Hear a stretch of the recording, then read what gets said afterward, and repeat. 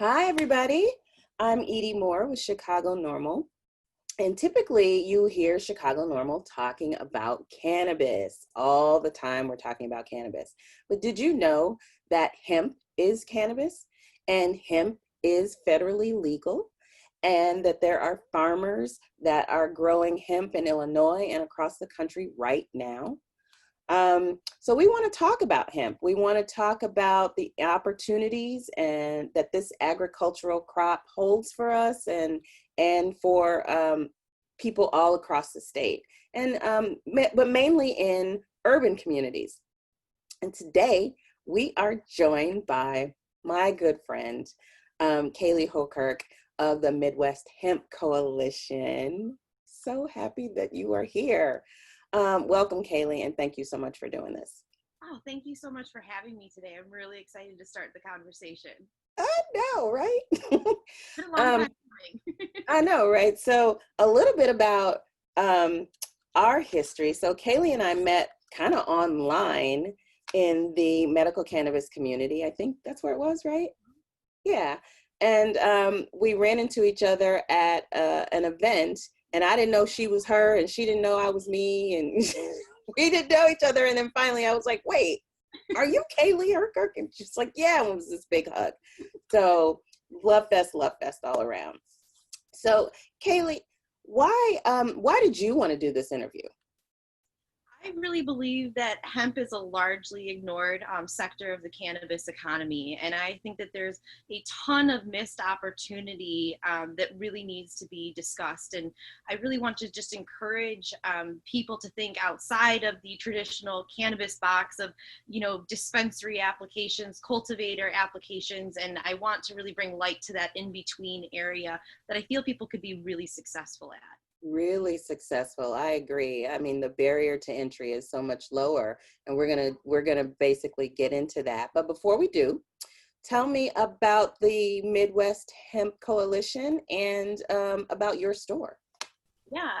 So I'm the founder of Full Spectrum Services, which is a hemp-based CBD store. We've been in business for a little over 3 years now in the same location. So we were doing a lot of the CBD stuff before CBD was even the popular You thing. sure were. One or two stores in the state. So we had people driving, 6 hours from the south. We had people driving all the way in from the city, and it just gave us an amazing opportunity to learn about this plant early on and see the benefits from it. After our store was born, we did start a wholesale company called Untitled Hemp Co., and we wholesale now our products to other retailers across the country and across the state. This year is our first year also in cultivation. We have a farm facility with over 1,000 plants that we are growing for high phytocannabinoid rich products that are legal. The Midwest Hemp Coalition, on the other hand, is a non-for-profit. I really enjoy the non-for-profit side of things. So while I wear my hat as a businesswoman most of the time on the retail and the wholesale side, I really do enjoy running a non-for-profit. My passion is education and uniting the community around this incredible plant. And that really is our mission as the Midwest Hemp Coalition, is to increase the accessibility, opportunity in the hemp industry through direct political advocacy and diverse community connection. And what that means for us is connecting with amazing groups like Chicago Normal to educate the community and make people aware of these opportunities. That just makes me so excited. We need it. We really need it. I'm so happy that we're able to collaborate on this education, because it's just the next step of our evolution as well, right? So we're going to start with some basic questions and assumptions, Sure. Right? Because our audience they're coming to us from all different levels of education. So there are two types of hemp. Can you explain the difference between hemp that is grown for medicine, which is what you grow at your farm, and that is grown for clothing or building materials? Right. So we have what we kind of consider the medicinal hemp, and then what we have is the industrial applications. Within the medicinal hemp side, there are a ton of different cannabinoids that can actually be grown. The only thing that is restricted federally and by the state is the 0.3% THC or total THC. So really, that's the only component that we are restricted to when growing hemp, which means we can grow things like CBG, CBC, CBN, all of the other CBs that are in the cannabis plant that you could think of.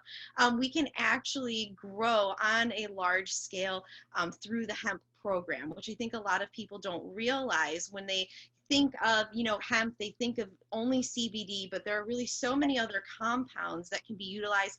Terpenes as well are produced within the hemp plant. So you can grow, medicinal hemp essentially for phytocannabinoid rich products or terpene rich products. On the industrial side, we actually kind of have two separate categories. So we have what we think of our fiber hemp for making things like textiles, paper, and of course, hemp housing, hempcrete. We can make houses out of it. Hemp plastics, really the possibilities are endless when it comes to what can be made from hemp. The list goes on and on. But additional to the fiber crop, we do have our seed crop, which is grown for, hemp seed, hemp oils, and hemp foods, and hopefully in the future being integrated into animal feed as well. So we have our medicinal hemp that we grow for products, and then we have our industrial hemp applications, which are grown for either fiber or seed. That is really fascinating. So I did know about the fiber and all of the long list of things that you could grow, that you could create from that. But I didn't know that there was another one for seeds. So that is really fantastic.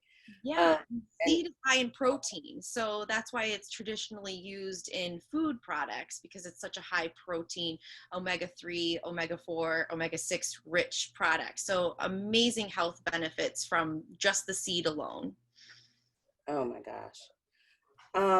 And here in Illinois, we have two license types, right? So we have growing and processing. Let's talk about growing first, because you are a grower right now. Is there a limit to how much you can grow, and how much does it cost? And what about locations, inside or outside? Right. So there is no limit on what you can grow, but there is a minimum. So the rules for hemp cultivation for outdoor and indoor is a minimum plot size of 1/4 acre or 500 square feet for indoor cultivation. And so what they typically require for that is, no, you can't unfortunately just be growing hemp in your basement or in your garage. Bummer, but maybe someday. But if you're a medical patient, you can grow hemp indoors with your 5 plant count. But in order to grow it on an industrial scale or a commercial scale, they do require a minimum of 500 square feet and in an industrial or agricultural area. So you can't just kind of open up in a strip center down the street or in the mall and start growing. It has to be an industrial zoned area for that. But a 1/4 acre for outdoor grow, if you live on a farm or in a rural area, really isn't a ton of space. So it is a great entryway to the program. It doesn't have a huge land or building requirement. As far as the cost goes, a 1-year license, there's a $100 application fee. It's non-refundable. $100. I know. We know on the cannabis, medical cannabis, and adult use cannabis side, what is it? Pellet. 50,000 currently. Thousands of dollars, yes. Thousands of dollars we're talking about on the medical cannabis and adult use cannabis side. And yes, only $100 for that non-refundable portion of the application on the hemp side. And are you ready for how much it costs per year? We're looking at $375 for a year, $700 for 2 years, or $1,000 for 3 years. So extremely affordable. People. Hemp. Mm-hmm. Okay, that is amazing. But I do have a question that this just popped up when you talked about the location. So you said that it had to be an industrial zone or agricultural zone. How does an urban farmer get that zoning, or are they doing that? Is that something we need to start working on and figuring out? Absolutely. I think it's something that we need to start working out. But fortunately, in a lot of city areas, there are industrial zoned buildings or commercial buildings. And I believe that we will be able to work with the state on increasing production in those more urban areas, because I think that there's a great opportunity there to utilize a lot of these buildings that aren't currently being used. Vacant lots, so many. Yeah. Yes. And regenerative. So hemp actually pulls toxins from the soil around it and cleans the soil. So if we are talking about these empty lots that are going on, who knows what was there at one time? It's a great way to be able to clean up those spaces and produce healthy living soil that other fruits and vegetables and things can be grown on eventually. I'm so glad you included that. Um, let's talk about processing. What is processing? So you grow it, and then somebody gave me an analogy recently, and I'm going to continue to use this because I think it makes a lot of sense to a lot of people, is that processing is like the mill, right? It's like, when you grow sugar cane, you have to take it somewhere where it is processed into sugar, into corn syrup, or whatever it is. Are we saying that correctly? Yeah, absolutely. In Illinois, the definition of processing is a little loose, and we have been going back and forth with the state. As far as the state is concerned, processing is changing your raw cannabis plant into something that would be, or sorry, your raw hemp plant, and turning it into something that would be a final product fit for a consumer. And what that even can mean on a minimum here on the hemp side is taking your buds off the plant, trimming your sugar leaves off for smokable flower, and putting it in a package. So that's even on a small scale what processing can mean. But what we normally refer to as processing is the whole extraction process. So taking your raw plant material, extracting those phytocannabinoids from it, or taking your raw plant material and turning it into something that can be used to create a textile, plastic, or other type of product. So it essentially would be any business that is converting that raw material into a final product for consumers. Okay. And what does that license cost? Is it similar? Is it $100 too? Yep. So once you have grown and processed the hemp, you need to sell it, right? So who's the market? Who's buying it? How do you sell it for medicine and fiber? What do you do with it? So it's kind of a challenge right now. There's a lot of opportunity on the medicine side as far as creating CBD products. We see a ton of CBD products on the market. There's a lot of companies that are incorporating it. Almost too much, right? Almost too much, but Yeah. I wouldn't say all of them are exactly at the level of quality that we would hope to expect in a medicinal product. So I do think that there's still a lot of space within the space to create a high quality product that's marketable. So really, when we're talking about creating CBD for medicine, we're talking about producers that are making topicals, edibles, ingestibles, capsules, pet treats, all of those things, all of those markets are available to people that are producing CBD, phytocannabinoid rich hemp products. Wait a minute. Now you've said that word like I've counted 3 times. Yes. Phytocannabinoid rich products. Yes. That's something that we should be learning and talking more about, right? Absolutely. And that just refers to any cannabis plant that has a variety of cannabinoids in there. So we're not just referring to CBD isolated or THC isolated. It's a combination of all of these things working together, because we believe that there are other extremely important compounds found within the plant that produce a health effect for people. So when we refer to our products, we refer to them as phytocannabinoid rich, because that means it's not just the CBD, but everything they're working together synergistically. So really the phytocannabinoid rich medicine. There's a lot of different options there, from topicals to edibles. Yeah. On the fiber side and grain side, it can be a little bit more challenging to make those sales. And the reason for that is we just do not have the infrastructure in place to process a lot of those things. We don't have the hemp paper mills here in Illinois on a large scale yet. And so that's why we need more people to be educated about these opportunities, so we can create that infrastructure from the inside out. So there are more options when it comes to bringing your product to market. Right now, what I really suggest is, if you are looking to, is that you design or create a demand for that product first. And that's kind of what we did for Full Spectrum Services, is we created a demand for that CBD product. So then when it came time to growing, we had an outlet to sell that product to.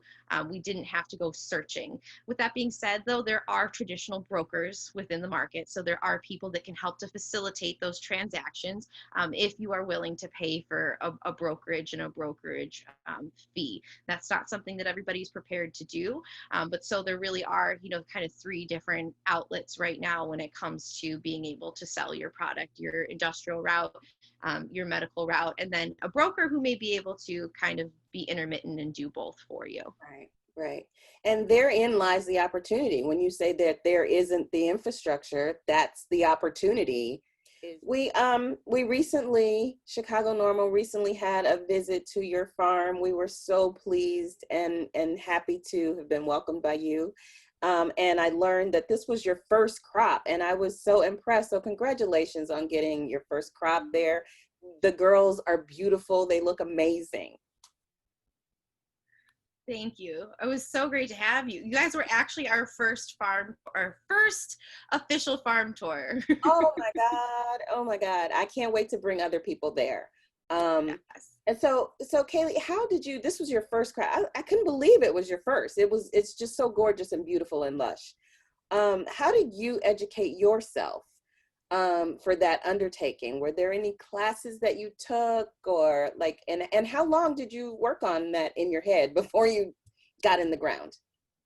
So I'm very grassroots when it comes to my business and building my business and building opportunity. For me, I really like to connect with other professionals in the space. So I've been extremely to have very good friends that existed in the cannabis space and that were experts in growing cannabis first. So when I look to start a new business or a new project, I surround myself with all of the experts that I know. And that doesn't mean just like one person that I really like. It means I meet with 10, 15 other people that may have different styles and different ways of doing things, and I just try to absorb all of the different techniques and find among those techniques what we can apply to our operations. And so I have a very good friend who worked as a cultivator here in the Illinois cannabis space, who is the director of cultivation for one of the larger vertically integrated companies here, and he's been instrumental in the entire operation, and I really couldn't do it without him. So I really appreciate his help, and that's been pivotal to our operations. Yeah. And it's interesting because we are trying to reach the masses and tell folks that, hey, there's this opportunity.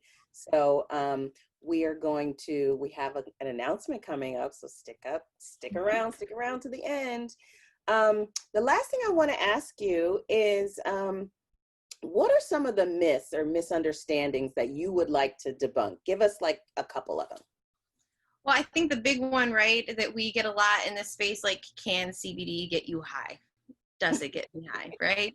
It's like the number one question that I typically get. Yeah, people are still asking that. There's nothing wrong with that, but that's just not what everybody's looking for. So number one, CBD does not get you high. Two, I really like to dispel the myth that CBD is non-psychoactive, right? We kind of hear this being thrown around that CBD is non-psychoactive, it's non-psychoactive. that's not necessarily true. CBD is non-psychotropic, so it's not going to cause a woozy, wobbly, high, intoxicating feeling, but it is psychoactive. If it wasn't psychoactive, it wouldn't have such a positive effect on things like stress, anxiety, depression, all of these, challenges that people use CBD for, and that CBD really benefits. It actually relies on the psychological effect of the brain and for CBD to work. So we really do want CBD to be psychoactive in the way that it helps to produce a That positive makes and so much calming sense. effect. That makes so much sense. Thank you for that. I literally just had that conversation this week where, I was like, it's non-psychoactive. It's not going to get you high. So shame on me. Thank you. No, I do it too. I do. We still have to find better language, and Yeah. that's part of the learning experience, right? Is finding more appropriate language as the information Yep. starts to trickle in, and we understand things on a deeper level. Absolutely. Absolutely. Well, I said I had some surprises for you guys, and I really, really do. I have two. So the first one is, since we're talking about education and getting ourselves educated, and how Kalee worked to get herself educated, and how we need to use better language, we are introducing an intro to hemp class that Kalee is helping us to on that curriculum. She's helping us develop. She's going to be a guest lecturer. She's going to introduce us to more and more people in this space. And I'm over the moon. I'm over the moon. So we're going to cover, I have cheat notes here. We're going to cover laws and regulations surrounding growth and manufacturing and processing and the sales of hemp products. And we're actually going to give away one of those classes for two. We're going to give away two of those classes.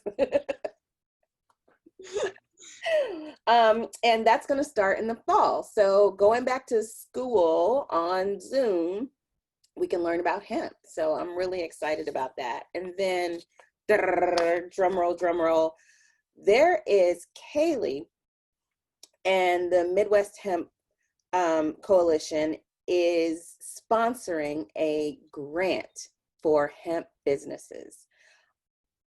She came to us and she said, listen, we're doing really well right now, and we want to raise more awareness about the hemp plant and get businesses going, and help get businesses going.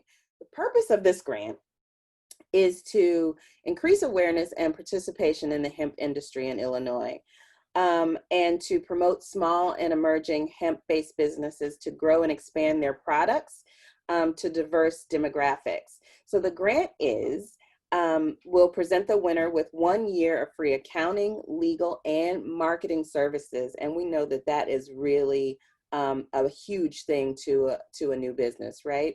Absolutely. They will also cover 1 year of the application fee, right? The application fee for hemp for processing or growing. Yes.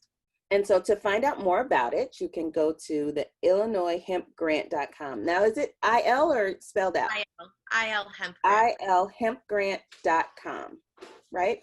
Okay. To review the rules and the eligibilities. Again, the application timeline is August 15th through September 15th. And we hope to see several applications come through. So I'm over the moon excited about. I'm can't wait to see what people are submitting. It's going to be great. And I want people to really realize that this can be a stepping stone. If you are still looking to get into the adult use market or the medical market, please use hemp as a stepping stone to take this opportunity, take, everything that you can and get ready for that adult use or medical market, because it's so much affordable and the barrier for entry is so much lower, and it gives you that time to practice and perfect things before jumping in and spending a ton of money on those non-refundable applications that are thousands of dollars versus a few hundreds of dollars. Right. And you can take those skills and transfer them. We're going to work on getting you guys some, giving you a head start. Kalee spent, years going through and talking to 15, 20, 35, 45 people to try to figure this out. And here we are getting ready to package it all up for you guys. Isn't that right? That's amazing. Yep. Yep. Yeah. So we're going to end it here, but to find this video and others like it, go to chicagonormal.org and register in our portal. It's free to do that. There's some other stuff in there that you might be able to, that may interest you on the cannabis side. But right now we are talking about hemp with Kalee Hooghkirk. Kalee, thank you so, so much for spending time with us today. Oh, thank you for the opportunity for collaboration. I'm really excited to see what the future of hemp holds and what we're going to be able to accomplish together in our community. Together. Girl power.